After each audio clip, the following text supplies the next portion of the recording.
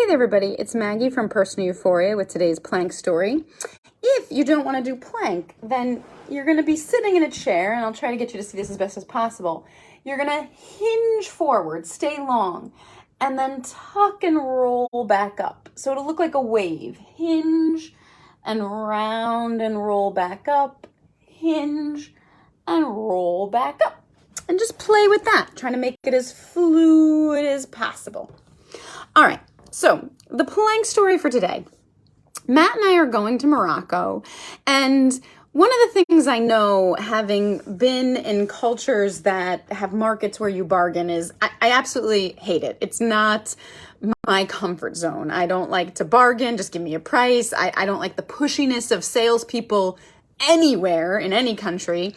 So I'm not loving this, but I'm trying to go into it and be like, Maggie, just have fun with it. Get down with it. Stop taking it so seriously. Because often I feel like ultimately we're bartering over like a US dollar. I feel like it means more to the person wherever we are than it does to me.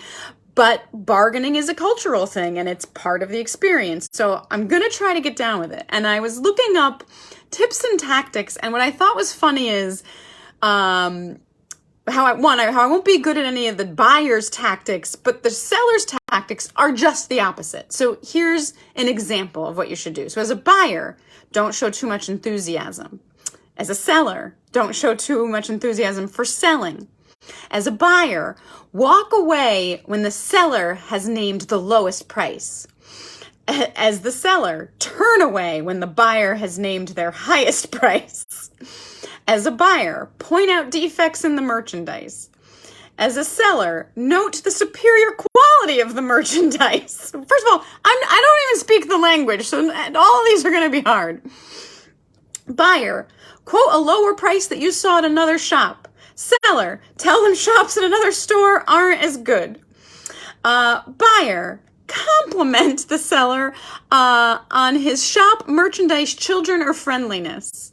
Buyer, seller, compliment the buyer on his or her language ability, not going to be good, friendliness, or expertise in bargaining. That's not going to go well. Seller can act insulted. Buyer can act insulted. Buyer should pull out their money that they've offered at the lowest amount and just put it down and insist on buying it. I can't even imagine doing that. Seller could just wrap up the object and hand it to them and assume their highest price. I'm not sure any of this is helpful because it just goes back to this back and forth. At what point we made a decision, I don't know. It also said, whatever they quote you, come back with 40%, then increase it by 5%, but do not pay over 50% of the original quote. So at least I have that. That's the most helpful feedback. So anyway, I don't know. Wish me luck in my bargaining over in Morocco. And until then, have a great day and keep moving.